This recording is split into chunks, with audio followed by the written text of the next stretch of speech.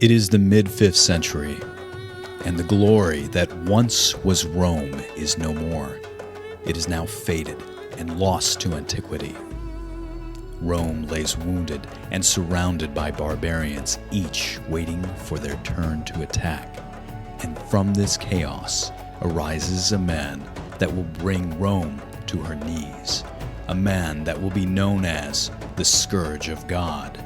The man who is Attila the Hun.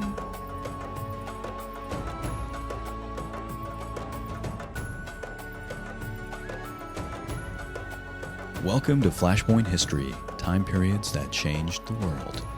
This is going to be the third and final portion of Attila the Hun. For those of you who were able to listen to the first two parts, I really want to thank you for your time and applaud you on your ability to listen to 2 hours of Attila the Hun, and I challenge you to listen to one more. For those of you who haven't listened to those first two parts, I strongly encourage you to go back and listen to them, otherwise some of the people and references that I bring up may not make as much sense. But if you are adept at this particular time period in history, or if you are just one of those people that can skip around and be fine with that, by all means, I encourage you to continue on. Now, if you like what you hear, give me a like, leave some comments, and subscribe. But either way, thank you for your time, and I hope you enjoy the final portion.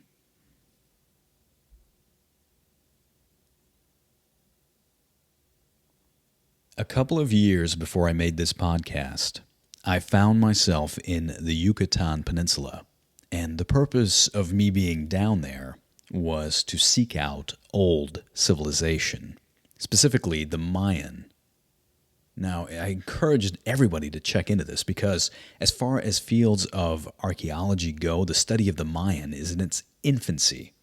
In fact, there's various areas down in Mexico, Belize, Guatemala, Honduras, etc., that they have just begun to uncover some of the sites. In fact, it's only within the last 10 years or 20 years that the hieroglyphs that the Mayan are known for were actually deciphered. But traveling down there, we went to places like Uxmal, Sayil, Koba, Ekbalam, and of course Chichen Itza, which has kind of turned into a Disneyland since that time. But there was a reoccurring motif seeing all these places, and that is of a civilization that had failed. When the Spanish conquistadors came by in the early 16th century, they would walk through several of these cities, and they were overgrown with vegetation. There were no people left. They had been abandoned. And this begs the question, what causes a civilization to fall? Because the Mayan were by no means unique in this. If you look at the Indus Valley and the Harappan civilization, it was massive, and it's gone. The Hittites, the Assyrians, the Minoan. There's only ruins left for archaeologists to pick through for these people. And it can almost be taken a step further because it seems as if survival is the exception and extinction is the rule. If you go online and you look up causes of a civilization's fall, you're going to get blasted by a bunch of different things. War, drought, natural disaster, disease, overpopulation, economic and political struggles. The list goes on, and you can almost list them in bullet format. But I think you need to go a step further and analyze what the lessons one can pick up from the fall of a civilization. I would even go so far as to say that the larger the civilization, the more impact that civilization had on society, the more catastrophic its fall. And now we're going to be talking about perhaps one of the most catastrophic falls of all time. The fall of the Roman Empire in the latter part of the 5th century was so profound that it inaugurated a dark age that lasted for almost 1,000 years. Advances in medicine and architecture and science were lost. People traveling through the city of Rome and seeing the ruins of the Colosseum and the aqueducts almost 800 years later were astounded. They couldn't figure out how to build these things because the technology had been completely lost. They thought giants had built these things because no human could possibly have the ability to build such wonders. The reason for the collapse of the Roman Empire is probably multifactorial, and it's beyond the scope of this podcast. Historians have debated it for years. In fact, if you go back to that list of issues that can cause the fall of a civilization, I would say that Rome was probably subject to all of them. The Roman Empire of the mid-5th century was a shadow of herself. And of course, I'm talking about the Western Roman Empire because now there was an Eastern Roman Empire after the division, which was based out of Constantinople. Now, the Western Roman Empire was just divided and dying. Britain had broken off. Vast hordes of barbarians had taken up residence and basically annexed all of North Africa, Spain, even portions of France were now under a foreign occupation. And I think it was the political inability of Rome to ascertain her authority that allowed for these barbarians to achieve such dominance. It was Roman, and lack for a better word, impotence that allowed for men like Gesseric and Alaric and Attila to achieve such great power. Let me ask you this. What if these men had been born 200 to 300 years before this time period and they had to go head-to-head against a united Roman Empire? They had to go up against men like Julius Caesar or Marcus Aurelius, Trajan, or even Caesar Augustus. Would we even know the names of these barbarians? Or would they be nothing more than a footnote to a footnote? But history will tell us otherwise, because we do know the names of these men. And Rome was anything but united during a time period when it was facing one of her worst disasters. Her political, military, and leadership potential was almost all but lacking. And it was this lack of power that created a vacuum which allowed men like Attila, who were ambitious and had an agenda, to go from being just a simple annoyance to being a power that was so strong that he could take on the very core of Roman civilization. And he did exactly that in the year 451 when he opened up his Western European campaign. And ironically enough, this military charge into the heart of the Roman Empire all began with a love note. But perhaps I'm getting a little bit too far ahead of myself, because what you really need to know is what the state of the Hun Empire was like during this time period. Now again, the Huns didn't have their own historical record. Everything we know about them comes from the Romans.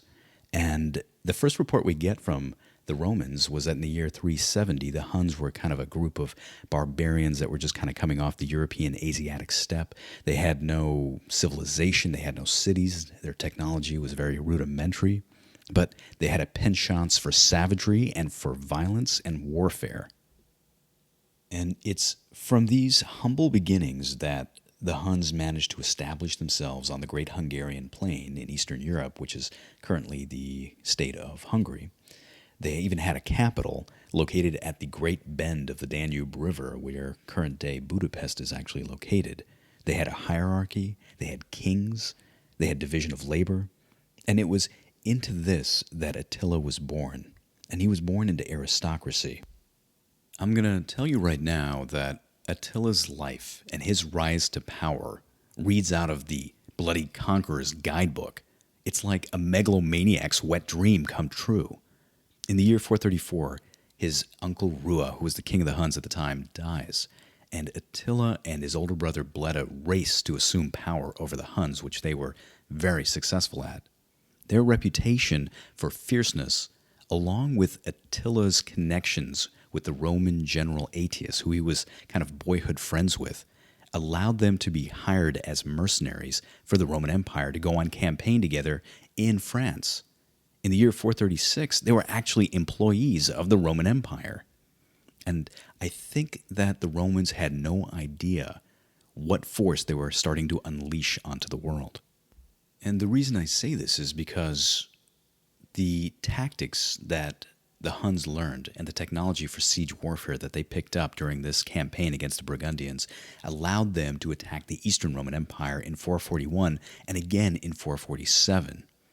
Somewhere along the way, in the year 445, Bleda dies under very curious circumstances, which leaves Attila as the sole commander of the entire Hun Empire. And between the years 447 up to the year 450, Attila was busy at work. He expanded his empire into the north and into the east, taking out other tribes and other little pockets of civilization and incorporating them into the Huns. So by the year 450, the Huns weren't just a single people, they were an empire. They had different coalitions of people under their command, they had allies, they had people that they had strong-armed into their army, and Attila used this, plus his political savoir-faire, in order to create a massive army.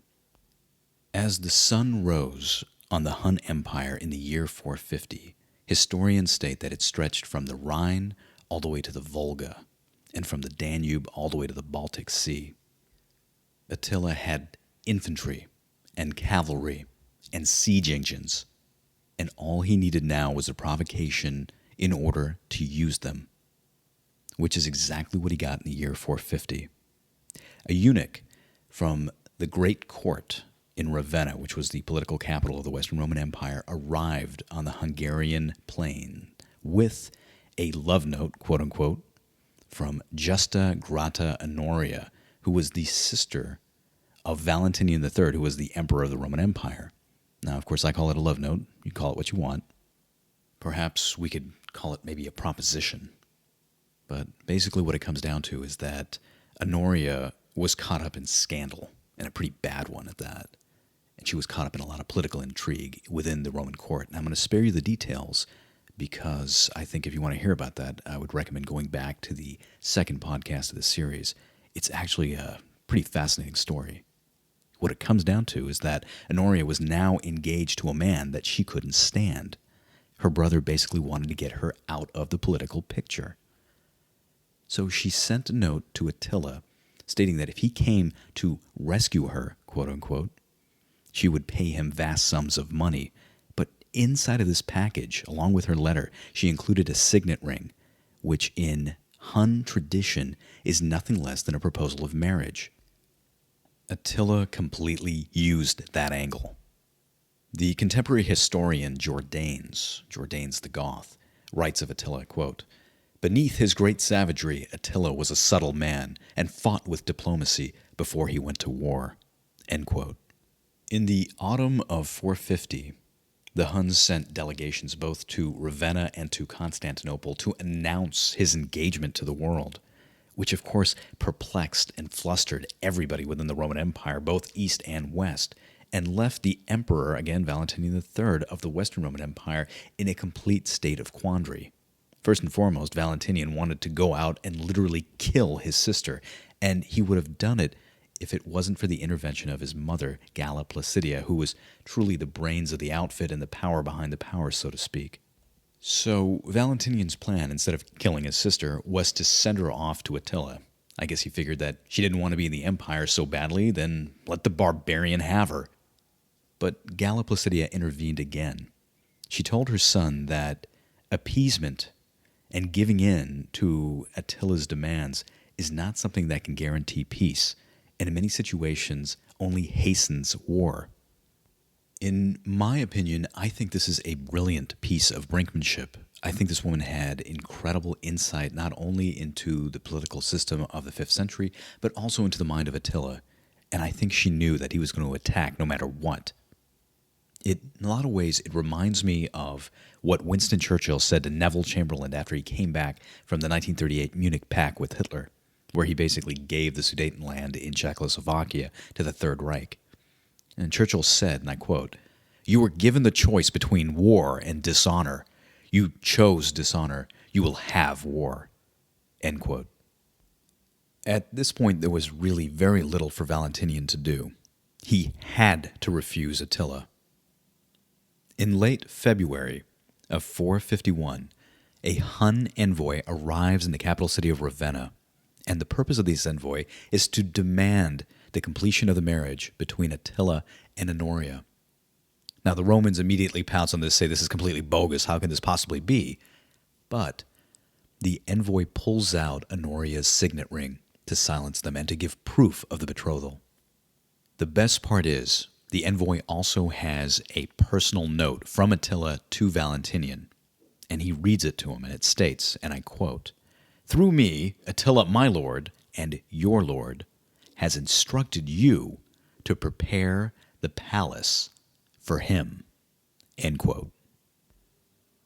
A few days later, in March of 451, the forces that Attila had painstakingly put together to form this massive army poured over the border. The invasion of the Western Roman Empire had begun, and this was something that the Romans had absolutely no defense for. The fortifications that they initially had along the Rhine were either ineffective or abandoned or destroyed, and so the Huns met almost no resistance. Now, historians don't always agree to the exact details of what happened, but according to historical records, anywhere between 70 to 100 cities were put to the torch. The reason for the Huns' success, I believe, is because they had the ability to hit multiple targets at once. This was, after all, a steppe people who had cavalry tactics down. They understood the idea of mobile warfare. Hit a target, move on to the next one. And this was something that the Romans really didn't have a good defense for. After all, if you have multiple cities that are coming under attack, you can only defend one or two if you have limited military forces. The Huns, within the first month of the attack, had basically taken on every major city along the Rhine or the Rhine Valley. Cities such as Cologne, Mainz, Worms, Strasbourg were all in flames. By April 7th, the Huns had arrived at the city of Metz. The work that they did on Metz rivaled what they had done to the city of Nisus in 441 during their Eastern European campaign. This was a destruction that was so complete that there was almost literally nobody left to bury the dead. And it was going to be a city that would be so badly ravaged that it would be uninhabitable for decades. Now, granted, the Huns didn't destroy everything that they came across. There were a few exceptions to the rules. When they arrived at the city of Reims, which was another 90 miles into the Roman Empire, according to ecclesiastical legend, the bishop, a man by the name of Nicasius, was on the steps of the cathedral giving prayer. He was reciting the 119th Psalm, and as he was in the middle of his psalm, a Hun sword came down and decapitated him. He was saying, "My soul clings to the dust," but even after decapitation, at least according to the legend, his head rolled down the steps and continued to say the prayer. "Give me life, Lord, according to your word." And the Huns were so frightened by this, they actually quit looting the city and just moved on. This, by the way, has become such an important part of the local culture at Reims that when the cathedral was rebuilt, there's actually a 13th century relief sculpture on the north portal of the Reims Cathedral that's dedicated to St. Nicasius. And of course, in the sculpture, he's headless. One of the most ironic things that happened during this campaign, at least ironic to me, was when the Huns arrived at the city of Lutetia. Now, in the mid-5th century, Lutetia was a very run-down, third-rate city. It was a tiny little burg that was located on a set of islands in a river that was prone to flood and kill the people that lived in the city. It was such an eyesore that when the Hun scouts arrived and saw the city, they thumbed their noses at it and reported back to Central Command that, hey, there is nothing here worth taking. It's not even worth our time to go in there and kill the people. And so the city of Lutetia was left alone and allowed to grow, because I'm pretty sure that if the Huns had gone through, there would have been nothing left of the city. Now, the river that this city resides on would one day be called the Seine, and the pair of islands that it is basically founded on would one day be called the Ile de Cité and the Ile de Saint-Louis, and the city of Lutetia would one day be known as the city of Paris, which an entirely different group of Huns, quote-unquote, would make as the focus of their attack. And the years 1871, 1914, and 1940 readily come to mind when I say that. Now, the sparing of Lutetia aside, the destruction that the Hun army brought to northern France at this time period was quite extensive. Like I had said before, almost 100 towns were razed. Keep in mind that the predominant religion was slowly becoming more and more Christian, and the Christian leaders of this time period were having a very difficult time explaining to their congregation exactly why their God would allow such a calamity to befall their people. And the angle that they picked was that Attila was some sort of divine intervention, a divine wrath. They even coined the term flagellum Dei. And flagellum Dei in literal Latin translation actually means the whip of God, which of course can also be translated into the scourge of God. Now, the best example of this is when the Hun army arrived at the city of Troyes. And this is about 70 miles south of the city of Reims. And when they arrived there, the bishop of Troyes, a man by the name of Lupus, boldly and courageously, and now keep in mind this is actually taken out of ecclesiastical history, so take it for what it's worth. He came out and he confronted Attila and stated, "Who are you?" To which Attila responded, "I am Attila, the whip of God." To which Lupus responded, "And I am Lupus, the destroyer of God's flock, and I have need of the whip of God." And according to this ecclesiastical tradition, the Huns were so impressed that the doors to the city of Troyes were opened up, and they marched on through, and they just kept on going without damaging the city or harming its people. Again, I find a lot of this to be a great deal of propaganda. The church needed to justify exactly what was going on to its people, and this is probably about the best angle they can make out of it. When Attila heard what the Christian leaders were calling him, he actually took it into stride. He would go into new territory and use the term scourge of God almost like a calling card, because he realized that there was a psychological component to all warfare, and that sometimes a fierce enough reputation is all you need to take out an enemy without even firing a shot. And there were several examples of him walking into a city where they would just basically open up their gates because they were too afraid of him to do anything else. This, of course, wasn't always the case. There were cities that would shut their doors, and Attila would have to lay siege, and in most situations he was able to overcome their defenses. Now, by mid-June, the Hun army had arrived at the city of Orleans. And keep in mind that this is 250 miles deep into Roman-held territory. The rains had come and had slowed down the Hun advance. Orleans was barring its doors to Attila, and so he decided to lay siege. But as he was laying siege, he finally got word that the Roman army had decided to show up. What on earth had the Romans been doing up until this point? After all, they had basically given Attila carte blanche to do whatever the heck he wanted to in northern France, and for months on end.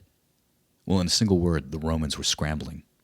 This wasn't a Roman Empire of the 2nd or 3rd century. This was a dying empire of the 5th, and they were very limited on resources. Valentinian III, who was the emperor, and a very ineffectual emperor, had no idea what to do.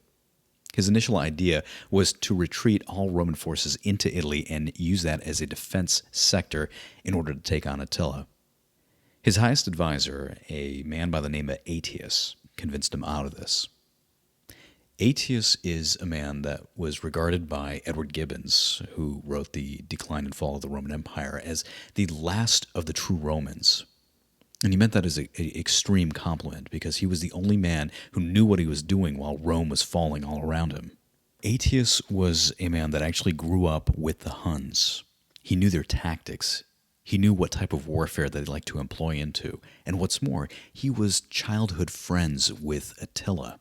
He came up with a much better plan. He proposed to Valentinian III that Italy should not be the place for decisive action. Gaul should not be abandoned. He surmised very correctly that if the Huns were left to their own devices and allowed to take on the Goths under their king Theodoric, who were now living in southern France all by themselves, that the Huns would most likely defeat the Goths, and at that point the Roman army by itself would pose absolutely no major opposition. Aetius proposed the unthinkable. He wanted to create an alliance with the Goths. And not just the Goths, but just about anybody that was willing to fight for the Romans and who hated the Huns. Valentinian reluctantly agreed to this plan. We actually have a note that has survived through antiquity to this day.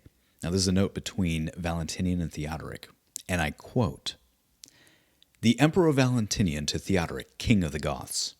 Bravest of nations, we are well advised to unite against this universal despot who wishes to enslave the whole earth. Attila requires no reason for battle, but thinks wherever he does is justified. The measure of his ambition is his strength. His arrogance is boundless. Despising both law and religion, he shows himself hostile even to the natural order of things. He deserves everyone's hatred, since he is undoubtedly the common enemy of all. Can you permit such arrogance to go unpunished? Since you are a military power, face your own troubles by joining together with us." End quote. Desperation. There's really no other way to describe this. Aetius was in the middle of a hiring spree. He traveled all across southern France trying to employ anybody that he could. At one point, he found himself trying to bring on board the Burgundians. Now, this was the same group of people that in the year 436, he fought alongside the Huns, and he nearly wiped them out. Aetius must have been a genius when it came to political maneuvering, because he was actually able to create a coalition of forces. And this coalition consisted of a Goth contingent, a Roman contingent, and a contingent of various tribes and barbarians that he managed to press all together. Now, this ad hoc army that he created, he marched directly into central France. Aetius wanted to catch the Huns in a logistically unfavorable position. After all, Attila was almost 250 miles within Roman territory. He was far from his line of supply. He was far from the Hungarian plain, which was his base of operations. And so when Attila discovered this incoming force of Romans and Goths and various other barbarians, he immediately stopped laying siege to the city of Orleans and maneuvered his army towards the west. Attila was looking for ground that would be militarily favorable for his army. And in particular, what he was looking for was wide open fields so that he could fully utilize the effectiveness of his horse archers. After all, you got to remember that the Huns were a steppe people, and steppe warfare usually consisted of mobile warfare.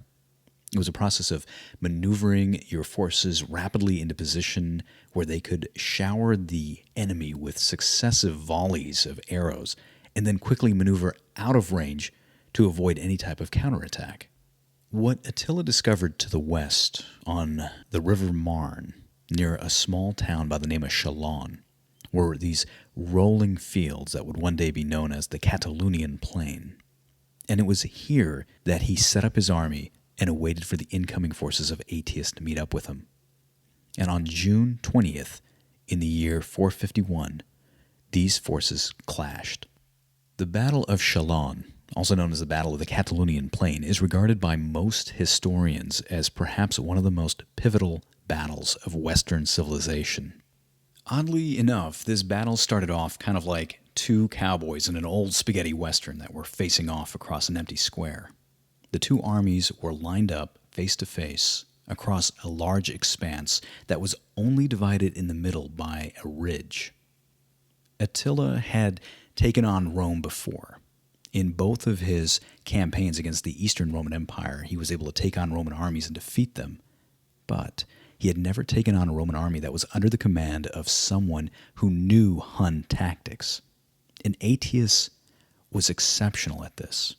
Not only did Aetius understand Hun tactics, but he also could read into the mind of Attila.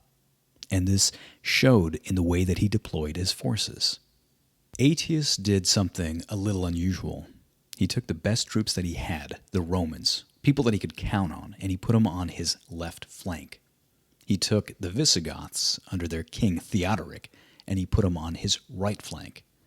But in the center of his army, he put the weakest troops that he had, a group of people by the name of the Alans, who were under the command of their leader Sanjeban. Now, keep in mind, Sanjiban was also the leader of garrison forces at Orleans, who a week prior to this battle came within a hair's breadth of actually surrendering to Attila. Now, why on earth would you put your weakest troops in the center of your line? I mean, after all, if you lose your center, you've lost this battle.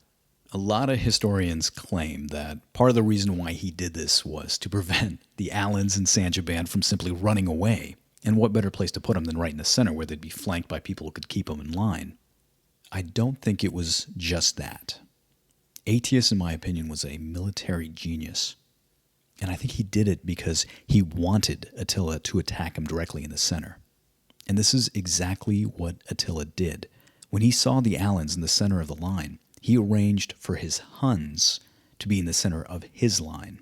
Attila's plan was remarkably simple. He wanted Hun strength to hit Roman weakness. And if he could create a breakthrough in the center of Aetius's line, he could divide Aetius' forces in two. This battle started off as a race to capture that central ridge by both sides. This was a race that was actually won not by the Huns, but by the Visigoth contingent of Aetius's forces, because they also had horses. And when they were able to capture the top of that ridge, they were actually able to repulse the incoming wave of Huns. Make no mistake, this wasn't a one-sided battle. This was a horrendous clash. This was hand-to-hand fighting at probably its worst, with horrendous losses on both sides. But the Visigoths had the high ground, and the Huns began to fall back. They were staggered. According to tradition, it was at this point that Attila gave a speech in order to rally his troops, which I find very difficult for him to do. I don't think he would have had the time. But I particularly like this speech because it's just so overly dramatic. In fact, it doesn't sound like it's something that comes out of late antiquity. It sounds like something that comes out of a 1960s kind of Panavision, Rex Harrison, Lawrence of Arabia-esque kind of movie. Attila's speech goes something like this, and I quote, "Huns, here you stand after victory over many nations and after conquering the world. For what is war to you but a way of life? What is more satisfying for a brave man than to seek revenge with his own hand? Nature imposes on us this heavy duty, to glut our souls with vengeance. Let us attack the enemy keenly, for those who press on with the battle are always bolder. Let the wounded claim in recompense the death of his opponent. Let those who are unharmed glory in the slaughter of the enemy. I shall throw the first spear at the foe. If any man can stand unmoved while Attila fights, then he must already be dead." End quote. That's not just over-the-top kind of drama. That's over-the-top megalomaniac Dr. Evil kind of drama. But Attila was able to rally his troops. He took his entire contingent of elite Hun warriors and threw them directly into the Roman central line for a counterattack. Now, this counterattack had the effect of pushing back the Alans, and he managed to kill the king of the Visigoths, Theodoric. Jordanes, the historian, actually comments on this, quote, "The Goths honored him with songs and carried him away in full view of the Huns. Tears were shed, but only those fitting for brave men. For this was death, but the Huns can testify that it was a glorious one." End quote. Attila came very close to breaking the center of the Roman line, but the Alans held. And it was at this point that Aetius decided to send in his last remaining elite Roman troops directly into the flank of the Huns. This had the effect of catching the Huns between a vice-like grip between the Roman forces on the left and the Visigoths on the right.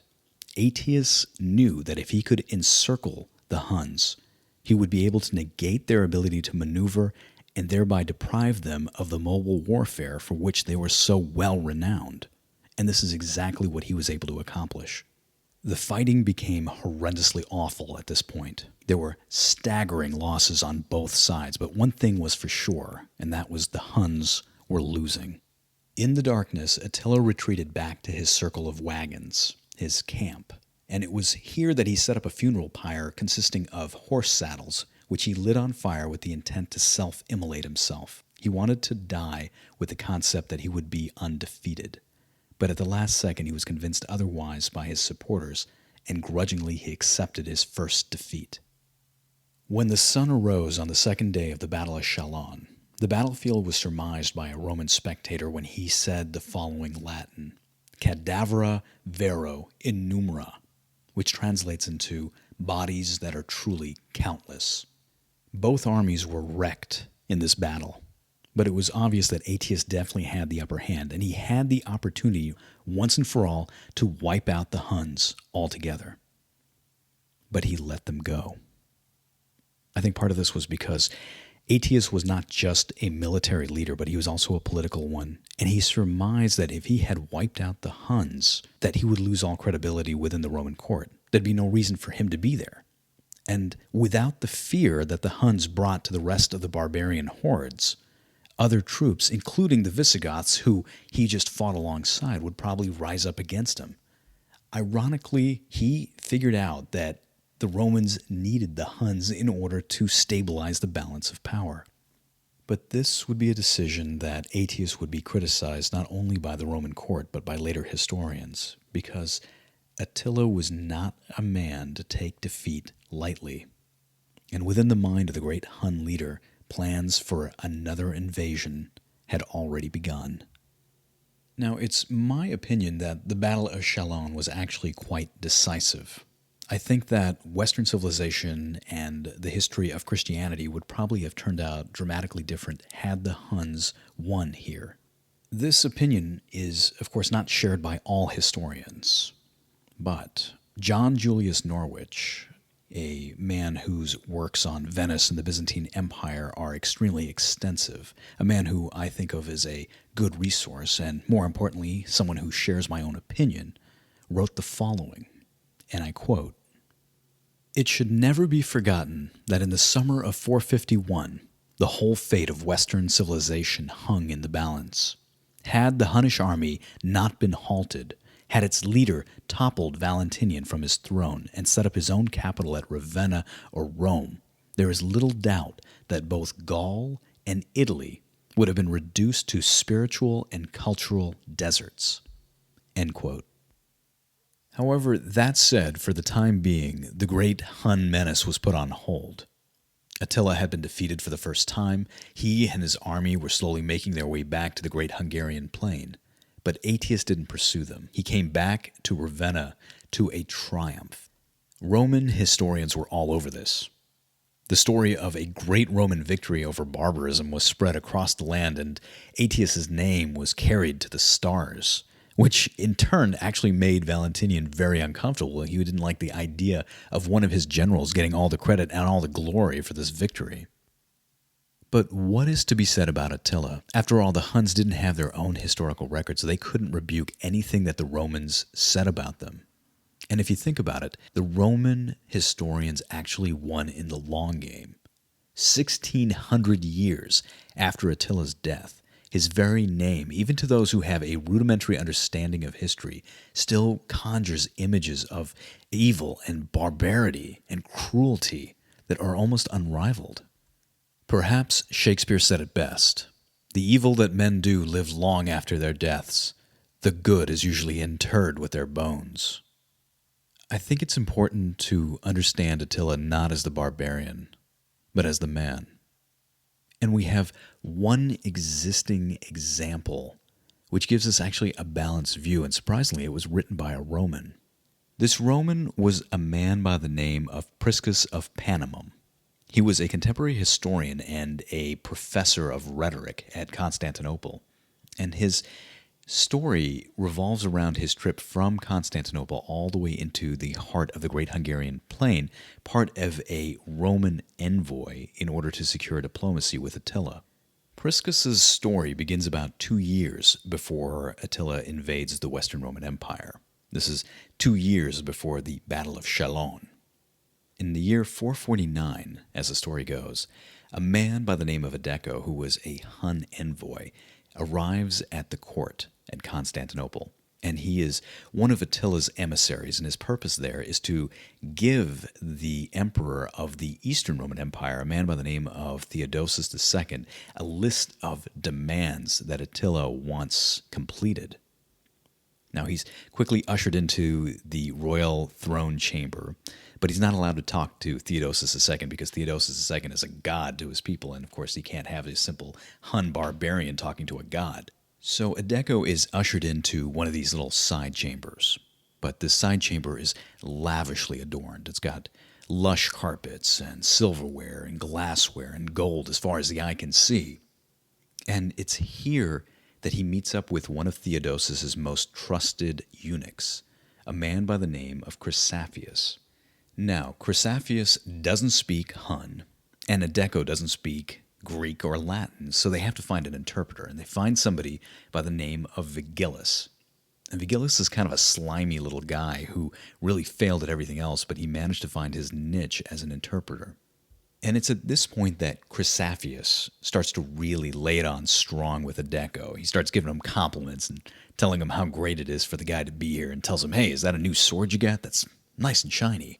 And then, of course, wine starts getting poured, and the first glass leads to the second, which leads to the third and the fourth and the fifth. And at that point, Chrysaphius figures that Edeko is so sufficiently intoxicated that in vino veritas, he can actually get to the point. And he asks Edeko, I need you to do me a favor.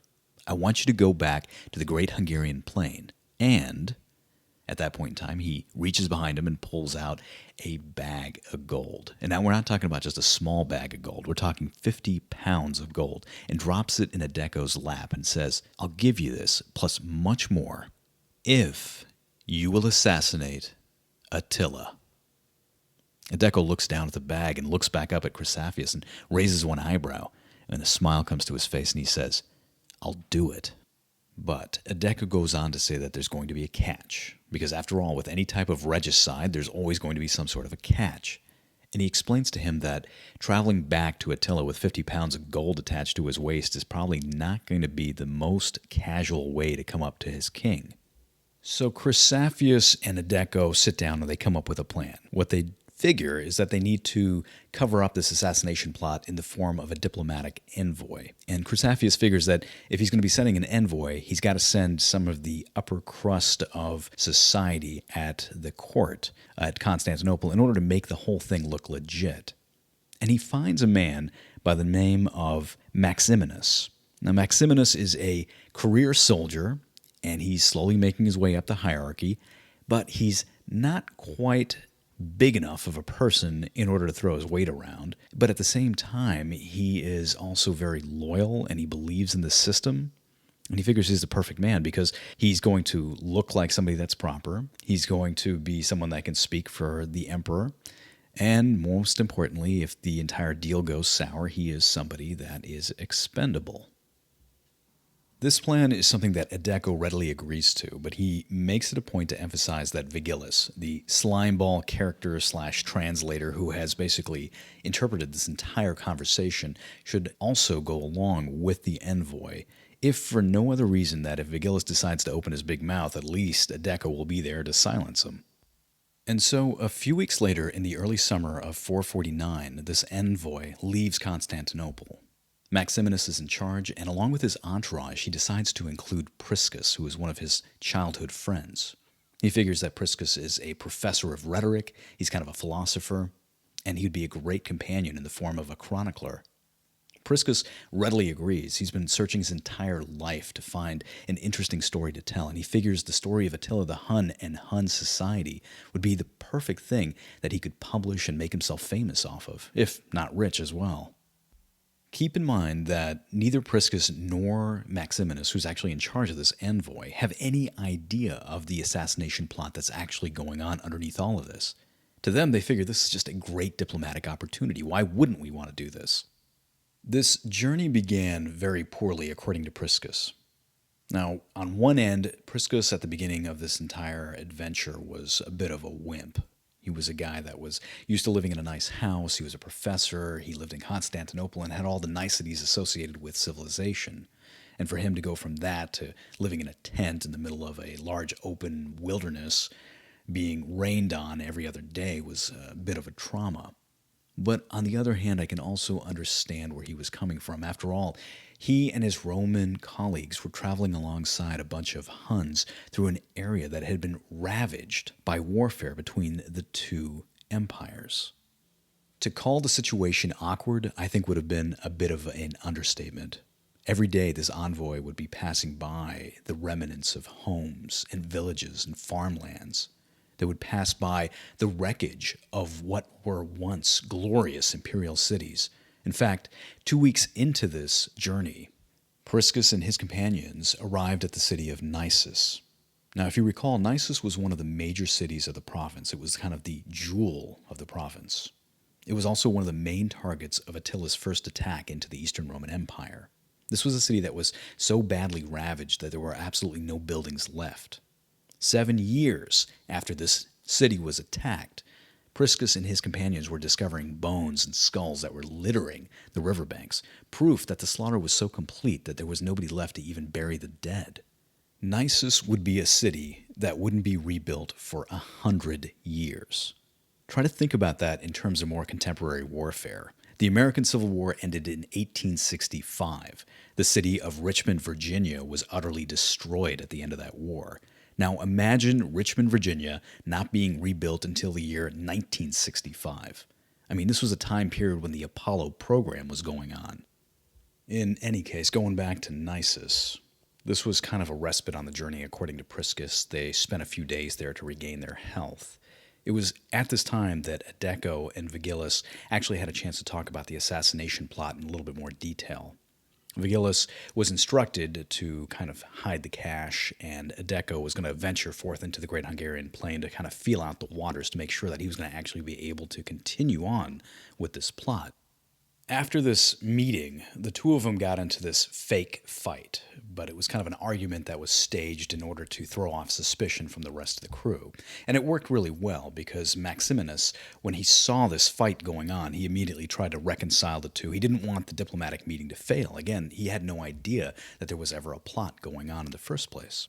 The interventions that he employed seemed to work because the diplomatic mission continued. The envoy arrived at Attila's capital approximately 2 weeks later. The sight that greeted the Romans was a bit of a shock. They weren't accustomed to the idea that the Huns had any form of civilization. You got to keep in mind that the Roman Empire as a whole was kind of brainwashed to think that the Huns and other barbarian groups were these mindless savages that lived out in the wild and ate raw meat. Christopher Kelly, in his book The End of Empire, actually has a good account of Priscus's first impression of Attila's residence. Quote, Priscus was impressed by the first sight of Attila's residence. The palace complex was sited on high ground in the middle of a large village. The main hall was a substantial wood-frame building with walls of carefully planned planks tightly fitted together. The whole structure rested on circular stone piles. The surrounding compound was screened by a tall wooden fence with towers. End quote. Now, obviously, this is a far cry from just being mindless savages. As Priscus had a chance to kind of explore the surrounding area, he discovered that Attila had various buildings that were kind of cordoned off for various levels of administration. He had areas that were set aside for his people to have kind of a market system. Priscus even discovered that the Huns had adopted key Roman policies. In the middle of his capital, he actually had an established bathhouse that was no different than anything that you would see in Constantinople. I believe that one of the most endearing aspects of Priscus's writing was that he actually gives as balanced a view of the Huns as you could possibly get from a Roman. Christopher Kelly, again in his book, mentions this, quote, Yet rather than following previous writers in underscoring the obvious contrasts between Huns and Romans, Priscus aimed to direct his readers' attention to a significant set of cultural coincidences. After all, it doesn't take much to spot the differences, but it takes an open-minded and observant inquirer to isolate those precious moments when two worlds, if only briefly, can be seen to touch. End quote. The Roman envoy was told to stay at the outskirts of the city initially.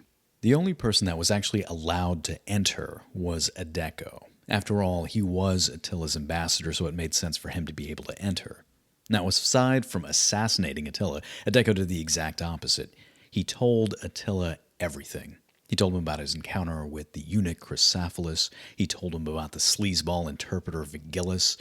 He even told him about the bag of gold that was waiting for him.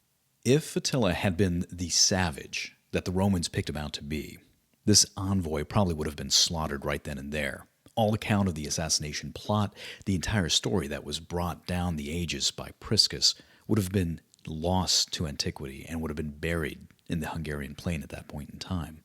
But Attila was too shrewd of a leader for that. He knew that if he played his cards right, he could turn this into a diplomatic victory. And so he instructed Edeko to return to Vigilis and tell him that the assassination plot was still on. Now, this is precisely what Edeko did. He went back to Vigilis. He said, hey, thumbs up, green light, I think we can kill this guy. But we're going to need a little bit of money to kind of bribe his guards. So Vigilis was sent off to retrieve the gold. Meanwhile, Attila must have had some sort of fascination with Priscus and Maximinus, who he realized that these two guys had absolutely no idea of what really was going on. He invited him into his court, and it was from this first-hand encounter from Priscus that we were actually able to know what it was like to have dinner with Attila the Hun. This invitation didn't come right off the bat. Attila subjected the two men to different levels of his hierarchy in order to kind of feel them out to make sure that they weren't actually involved in this plot. There was a time when Priscus actually met the wife of Attila the Hun and several of his upper echelon before he was actually invited into the royal banquet hall. The story that Priscus gives us of this royal feast is one of opulence. The royal banquet hall was adorned with different types of gold and silver. There was intricate jewelry. The people that were close to Attila had clothing that was made out of some of the finest silk, adorned with amazing jewelry. And this came as a bit of a shock because the only other place that one would see something like this would be within the royal court of Constantinople itself. Priscus goes on to talk about how great the food was. He talks about how the meat and different dishes came in these massive droves, how the meat itself was cured with different types of spices that were obtained from various aspects of Attila's extensive empire. He talks about how the wine was something that would kind of rival Napa. But aside from the affluent abundance and excess that surrounded Priscus, there was one encounter that truly impressed him. Again, from Christopher Kelly's paraphrasing of Priscus, quote, Priscus had observed Attila carefully from the moment the evening began. He noted with interest that amid all the splendor of the feast, the silver tableware, and the fine food, Attila was served separately. For the first course, he had eaten only meat from a wooden plate and drank wine from a wooden mug. His clothes were plain and did not gleam with gold or jewels. He remained aloof from the laughter. Only once did Priscus see Attila's attitude soften, and this was when he was standing next to Ernak, his youngest son. He had drawn Ernak close and looked affectionately upon him, gazing with gentle eyes. End quote. It was the restraint that Attila had that gave Priscus the most to think about, and the conclusion that he drew was perhaps the most unsettling. Again from Christopher Kelly, quote, in Priscus's opinion, it was precisely Attila's frugality, moderation, and shrewdness as a ruler, rather than any uncontrolled savagery, that made him truly frightening. After all, it is always reassuring to think of our enemies as godless barbarians. It is troubling to learn that they might be more like us than we would ever care to admit. End quote. After this banquet night, Priscus and Maximinus actually spent a considerable amount of time with the Huns. Unfortunately, a good portion of what they recorded was lost. However, as they were packing their bags and they were moving off the Hungarian plain, they actually met up with Vigilis, who was returning with a bag of gold in order to carry out the rest of the assassination plot. As one can possibly imagine, this went kind of poorly for Vigilis. Attila and the upper echelon of his court knew exactly what was going on. They managed to capture the guy, bring him in for questioning, and of course he didn't have a good story for why he had all of this gold in his pocket. He tried to play it off as if he was trying to buy food. Now at sword point, this spineless excuse for a Roman basically confessed to everything. When Attila exposed the truth of the assassination plot to the Eastern Roman court, they immediately put a spin on it and tried to make it out as if their emperor wasn't implicated. After all, their emperor is a god. How could he be implicated in something so lowly? But everybody could read the writing on the wall. And Theodosius' reputation after this suffered. Now, going back to Priscus and Maximinus, well, they were considerably upset when word of this assassination attempt actually reached them. They realized just how much danger their own government had put them into. Over time, These two men were actually able to piece together the details of the plot, but they weren't able to mention anything. They had to keep their mouths shut because if they mentioned anything, of course, they'd probably be executed by the Eastern Court. That is up, of course, until the year 450. It was at this time that Theodosius II was out riding his horse when he suffered a fall that resulted in such a massive spinal fracture that it ended up costing him his life. When Priscus was actually able to publish the results of his findings, it managed to sway the people of the Eastern Roman Empire. The people of Constantinople no longer wanted an emperor who was simply willing to use underhanded tactics and a very benign foreign policy in order to secure their borders with Attila. They wanted a warrior emperor, and that's exactly what they got. A man by the name of Marcian managed to take control. Marcian was a military leader who had the reputation of being a man who can get the job done. In fact, one of his most impressive and earliest actions as an emperor was to cut off tribute to the Huns. Now let's talk about this for a second, because the reputation of a man during this time period, specifically a military man, was perhaps his most valuable weapon. And this doesn't apply just to antiquity, this applies to modern day. Because a reputation is something that can grow with time, and it can actually transcend time. It can grow to the point of having almost mythical proportions, and it can pull on emotional chords like nothing else in history. Think about it. How many people today are named Attila or Adolf? Now let me give you a good example of this, of how a reputation can form. In the year 1900, on July 27th, this is 14 years before the First World War broke out, Kaiser Wilhelm II gave an address to his troops. They were going to be sent off to China to put down the Boxer Rebellion. He said perhaps a little too much. Quote, "You must know, my men, that you are about to meet a crafty, well-armed, cruel foe. Meet him and beat him. Give him no quarter. Take no prisoners. Kill him when he falls into your hands. Even as, 1,000 years ago, the Huns under King Attila made such a name for themselves as still resounds in fable and legend, so may the name of Germans resound through Chinese history 1,000 years from now, so that no Chinaman, no matter whether his eyes be slit or not, will dare look a German in the face." End quote. Could you imagine a politician saying something like this in our modern age? It would be as if the United States would go to war against somebody and give themselves a rousing speech by comparing themselves to the Nazis. This speech that the Kaiser gave was so bad that his own cabinet tried to hush it up. But it did leak out into the press, and it was the derivation of the term Hun being equated with Germans, and with the negative reputation that that brought. Now, speaking of reputations, we need to go back to Attila and the aftermath of the Battle of Chalon in 451. As I was saying earlier in the podcast, after this battle, the Hun army was pretty badly ravaged. In fact, it was a thrashing that they actually never fully recovered from. But Attila knew that he had to move quickly in order to regain his reputation. And so the winter of 451, he spent rearming and re-equipping his army so that in the spring of 452, he was ready for another offensive. The real question was, where was he going to attack? Now, keep in mind that Attila needed a quick victory in order to regain the initiative and also his reputation. If he had attacked the Eastern Roman Empire, he'd be going into land that was already pretty badly ravaged from his previous raids. Furthermore, the Eastern Roman Emperor was now Marcian, who was a military general, and he had rebuilt the Eastern Roman army and was actually waiting for Attila. Attila's other option was to reopen his offensive against France, but this also had several disadvantages. First and foremost, Aetius was waiting for him, and he knew that if he went back into France, he'd be taking on the combined might of both the Romans and the Goths once again. And so he opted to do something a little different. In the spring of 452, the Hun army made a lightning blitz 350 miles from Hungary through Slovenia into Italy. Attila was going to attack the heart of the Roman Empire itself. The first major target that the Hun army arrived at was the city of Aquileia. Now, this was a city that was located at the northernmost tip of the Adriatic Sea.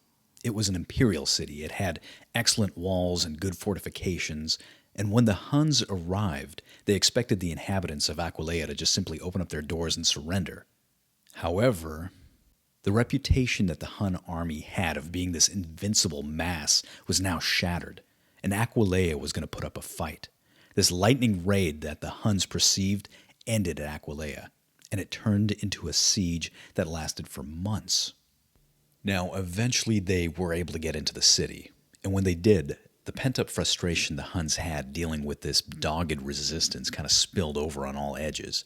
They not only just ravaged the city, they absolutely destroyed it.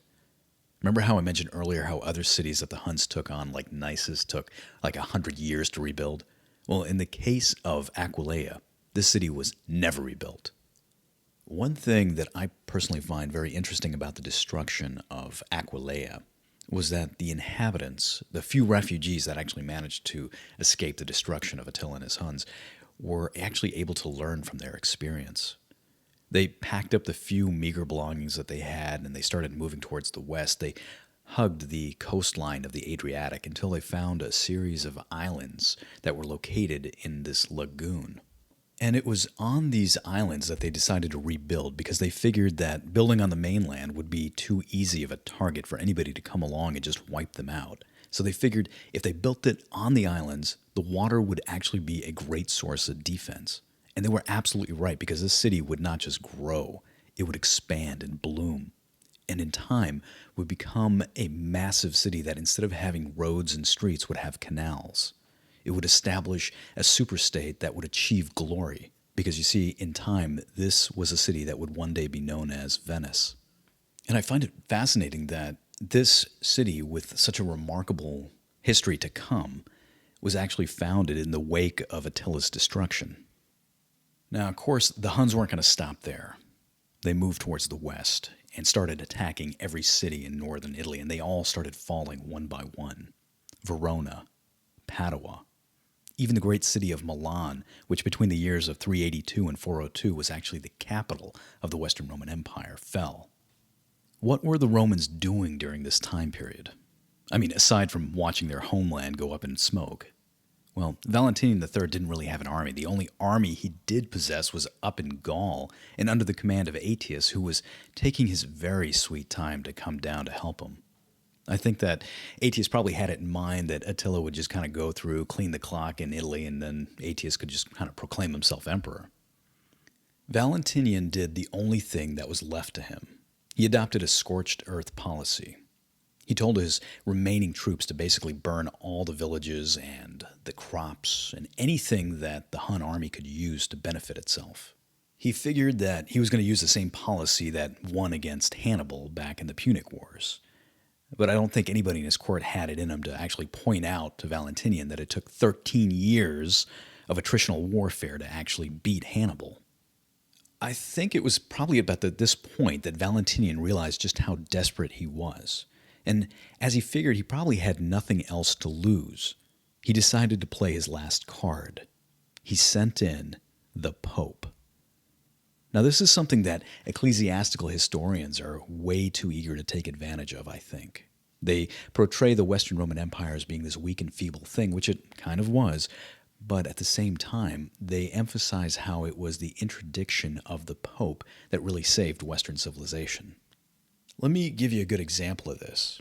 The Pope at that time was a man by the name of Leo I, and he traveled north of Rome to meet up with Attila on the river Mincio, which was kind of a tributary of the Po in northern Italy. Now, keep in mind, nobody knows exactly what conversation those two really did have. According to ecclesiastical historians, they recorded the following, however. Quote, "The old man of harmless simplicity, venerable in his gray hair and his majestic garb, ready of his own will to give himself entirely for the defense of his flock, went forth to meet the tyrant who was destroying all things. He met Attila, it is said, in the neighborhood of the river Mincio, and he spoke to the grim monarch, saying, 'The Senate and the people of Rome, once conquerors of the world, now indeed vanquished, come before thee as suppliants. We pray for mercy and deliverance. Thou hast subdued, O Attila, the whole circle of the lands which it was granted to the Romans, victors of all peoples, to conquer. Now we pray that thou, who hast conquered others, should conquer thyself. The people have felt thy scourge. Now as suppliants, they would feel thy mercy.'" End quote. According to ecclesiastical historians, this was the defining moment that turned Attila around. The Pope rides out, tells Attila that he's a bad boy, needs to stop killing people, needs to stop being the scourge of God, and Attila turns around and goes back to the Great Hungarian Plain. I don't know about you, but I don't exactly buy this. I think there was a lot of other reasons why Attila actually turned around, and I can name a couple of them for you. Number one, there was a famine in northern Italy, and that plus Valentinian's scorched earth policy left very little for Attila to feed his army. Number two, there was actually a plague that broke out within the army itself. Number three, Aetius was on the move and ready to attack Attila. And number four, Marcian from the Eastern Roman Empire, again, he was the emperor, had actually raised an army and was beginning to invade the Great Hungarian Plain. And the list kind of goes on. Number five, the army that Attila had at this point in time had not really fully recovered from its defeat at the Battle of Chalon, so he didn't have that much more offensive capacity. And number six, which I think is probably the most likely reason, is that there probably was a little bit of an exchange of funds between the Pope and Attila. There's got to be a little bit of bribery going on in this. You know, either way, this was a very defining moment for the church, because a lot of people who were kind of on the fence of whether or not to join the Roman Catholic Church decided to join at this point because they realized that the Pope succeeded where the Emperor had failed. Or at least that's what they were told. Leo I, after this encounter, gained the title of being the Great. And this moment was so important that in 1512, the painter Raphael was actually commissioned by the Roman Catholic Church to create a fresco, where it is forever enshrined within the Vatican, even to this day. Now, what is to be said about Attila and his Huns at this moment? Well, their wagons were so loaded down with all the loot that they had stolen from northern Italy that they barely managed to make it back to Hungary in time for winter. And Attila already had it in his mind to create another offensive. This time he wanted to attack the Eastern Roman Empire and Marcian. He wanted to teach them a lesson for withholding tribute. But his offensive into Italy and his attack on the Western Roman Empire was going to be Attila's last. In the early months of 453, Attila decided to take a new wife, a woman by the name of Ildiko, who was renowned for her beauty. And this was going to be one of many wives that Attila had. On the night of his wedding, he had a feast that kind of rivaled everything he's done in the past. It was magnificent. It was massive in proportion. But the next morning, Attila didn't show up for breakfast. And when his generals got suspicious and worried, they went to his tent, and when they pulled back the covers, they discovered that he was lying on the ground with a massive hemorrhage coming out of his nose. Attila was dead. Now, depending on which resource that you look into to figure out how he died, a lot of people think that it was probably from all of the drinking that he had done. He probably had esophageal varices that ruptured and popped and ended up just exsanguinating. There's actually a movie that came out in 2003 which portrays his wife, Ildiko, as being this kind of seductress who poisoned him in his sleep. Either way, the scourge of God was dead. As can be imagined, Attila's death brought shockwaves through the Hun Empire. Jordanes, who was a contemporary historian, actually said it best, quote, "A struggle for overall control broke out among Attila's heirs, for the minds of young men are often inflamed by an ambition for power. Each was driven by a rash desire to rule, and together they destroyed their father's empire. Thus, kingdoms are often burdened with an excess rather than a shortage of successors. And so the Huns were halted, a people to whom it was once thought the whole world would yield. So destructive a thing is division that the Huns, who were so terrifying when their strength was united, were now brought down separately." End quote. The Hun Empire after this began to disintegrate. A lot of the vassal states and subjugated people broke off and rebelled. Attila's power structure fell apart. It was divided amongst his three main sons, and each one of them took a portion of the army and kind of went off and did their own thing. One of his sons, a guy by the name of Denzish, actually decided to send an envoy to the Eastern Roman court demanding that they reestablish tribute. The court kind of laughed in his face and infuriated him and actually prompted him to invade the Eastern Roman Empire. But of course, he was attacking with only a third of the forces that his father would otherwise have. And as you can imagine, this force was quickly rounded up by the Roman army and executed. While this was going on in the east, Aetius was dealing with his own set of problems in the west. Ironically, Aetius needed Attila in order to maintain his survival. If you recall, the Western Roman court was so afraid of the Huns that they wanted to keep Aetius in place. And without Attila in the picture, Aetius's days were kind of numbered. That's just kind of how brutal the system was. Once your usefulness is gone, they kind of execute you. Priscus actually brings this into account. Quote, as Aetius was explaining the imperial budget and calculating the revenues raised through taxation, Valentinian suddenly leapt from the throne with a yell, shouting that he could no longer be insulted by such disloyalty. The emperor claimed that Aetius wished to deprive him of his powers by blaming the emperor's troubles on him. Valentinian drew his sword from its scabbard, and along with Heraclius, who had come prepared with a cleaver concealed under his cloak, rushed at him. Together they continued to hit Aetius about the head until they had killed him. End quote. Valentinian didn't last much longer beyond this. 6 months later, 2 of Aetius's very loyal bodyguards caught him in the woods by himself and actually murdered him right then and there. The Western Roman Empire, which had been in decline, now went into a death spiral, and within a generation, no longer existed. If you recall, at the beginning of this podcast, I asked the question, what is it that we can learn from the death and decline of a civilization? Because there's always something to pick out. Well, the answer to that is going to be multifactorial and probably beyond the scope of this podcast. However, we should take a look at the Hun Empire, because at this point there is almost nothing left of it. Archaeologists in our current age have a difficult time finding any evidence of the Hun Empire whatsoever, except what exists in the recordings of the Huns' antagonists, like the Romans. Civilizations that are like the Huns, that grow based on warfare, that are derived in warfare, and are usually run by a despot or a single person, usually expand dramatically, but at the same time they collapse dramatically to the point where there's almost nothing left. After all, how much is left over of Napoleon's French Empire? How much is left of Adolf Hitler's Third Reich? Now, what of the other extreme, the Roman Empire? Well, I think its legacy is kind of profound. It was a civilization that also was founded in the principles of war and expanded through war, but it was a kind of a controlled expansion. And it wasn't led by a single man, at least not in the beginning. It was led by a Senate, and even within the Senate, their leaders were 2 consuls, with the idea that there wasn't going to be just a single guy calling the shot. And where would we be today without the influence of the Roman Empire? What language would we be speaking? After all, without Latin, would we have French or Spanish or even English? What would our judicial system be without Roman law?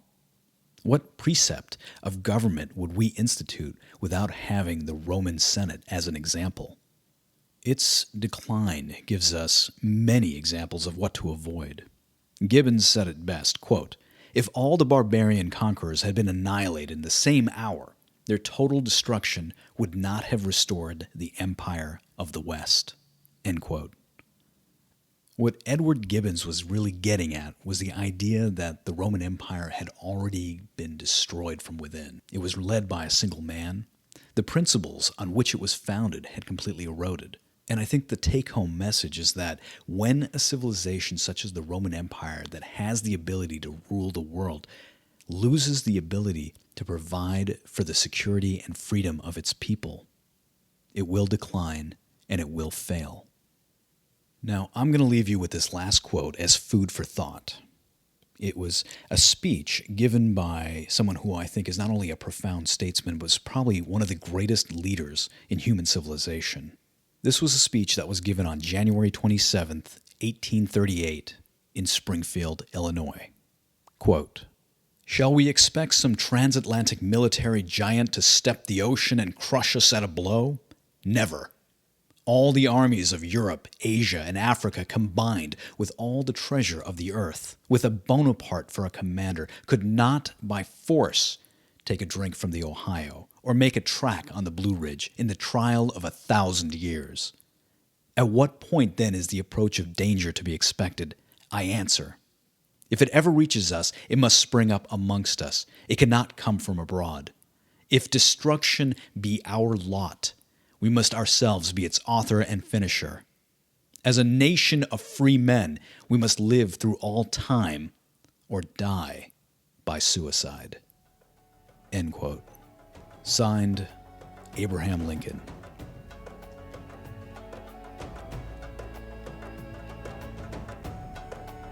Well, that's the end of part 3 of Attila the Hun.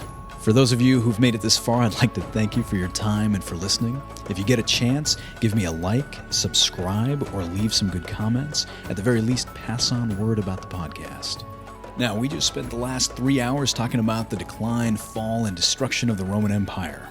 In Flashpoint History's next episode, we are going to be talking about the Punic Wars and the rise of Rome against Carthage.